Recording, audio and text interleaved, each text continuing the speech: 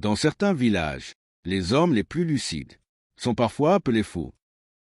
Un homme arrive dans un village. Un chien réagit étrangement. Le village s'agite et au milieu de tout cela, un homme silencieux observe. Un homme que tout le monde appelle le fou du village. Mais cette histoire parle-t-elle vraiment d'un fou?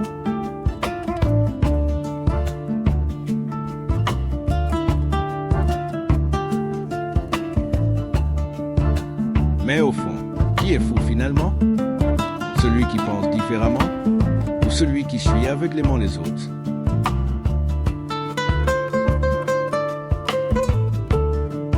Souvent, une société appelle fou celui qui parle seul, celui qui vit autrement, celui qui refuse certaines normes. L'incompréhension crée parfois le rejet, et le rejet devient une étiquette.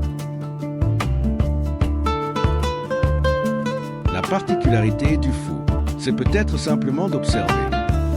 Là où les autres réagissent avec peur, colère, agitation, lui regarde plus profondément. Bien souvent, le personnage considéré comme fou est le plus libre, le plus sincère, ou celui qui comprend la vérité avant tout le monde. Et dans nos sociétés, qui appelle-t-on fou aujourd'hui? Les artistes, les rêveurs, les silencieux, les visionnaires.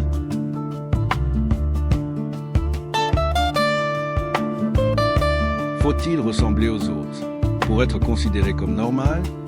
Une société peut-elle se tromper collectivement? Le monde a souvent peur de ceux qui voient autrement.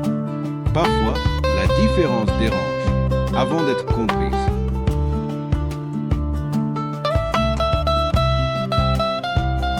Certaines histoires ne sont pas faites pour divertir, mais pour réveiller quelque chose en nous.